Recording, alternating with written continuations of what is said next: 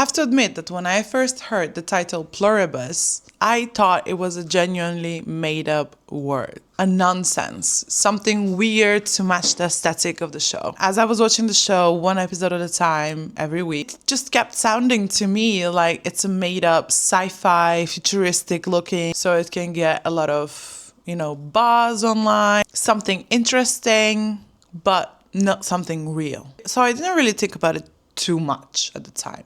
Also, the way the name it was spelled, it was like, I believe it was like something like PLU1. So it really looked as well like a name of a virus, made up virus. And then the show ended, months passed, and one night at 2 a.m., because that's how my brain works, I decided to check out and see if it actually meant something. And that's when my mind was quite literally blown, because pluribus, or E Pluribus Unum, is a Latin phrase that actually means out of many, one. Like, what? Wow. And you should have been there so that you can witness how much my mind was actually blown and how the entire show quite literally made so much more sense than it already had. Because once you understand what pluribus means, you realize that the title isn't made up or abstract at all. It's actually the entire philosophy, plot, storyline of the show.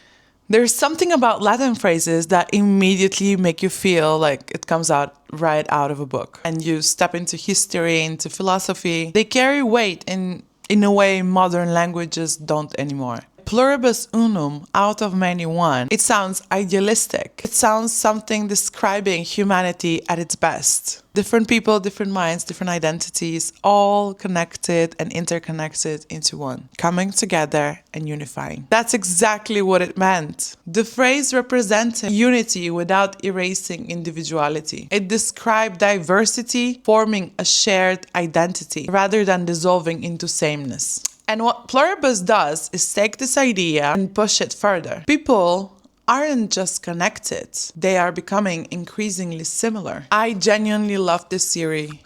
I love the direction, I love the storyline, the pacing, the way the story is unfolded without constantly explaining things. It trusts the viewer to notice the changes and understand what is happening gradually. And as someone that has ADHD, I genuinely love that. And there are so many changes and little things that I have noticed on my own before I went into the rabbit hole of searching about pluribus. You will see that at first, Karen is always surrounded by the color yellow. Then we see that when they are together with the collective, we see the color green. And when they are in neutral spaces, then we see a lot of color brown. Okay.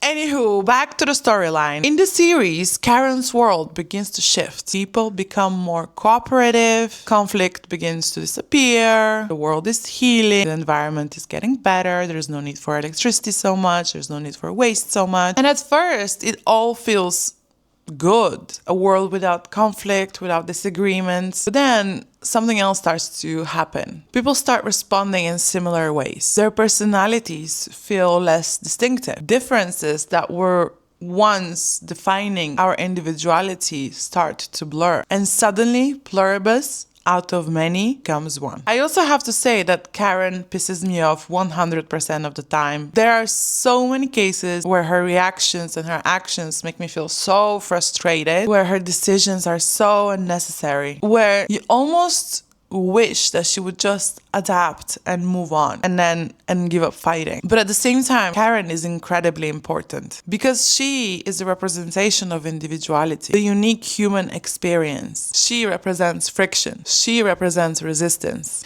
She represents what happens when someone refuses to blend and disappear with everyone else. And individuality isn't always easy. People who think differently create tension. They complicate things, they slow things down. Karen embodies all of that. And even though she's frustrating, she's also what keeps the show going. She questions individuality. And on top of that, she's also a creator, an artist, a writer. Without her, the world of pluribus might seem just to improve.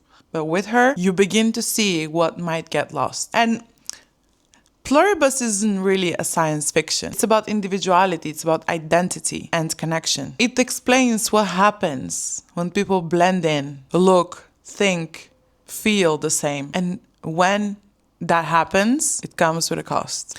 Because E Pluribus Unum sounds beautiful, but pluribus makes you ask the question, when we become one, what happens to the many? What happens to the human experience, to individuality, to the things that makes us unique, that makes us human? And I think that's exactly what makes the show exciting, beautiful, and worthy to watch. And I'm making this video exactly because of that, because I had already loved the show before I discovered what pluribus is.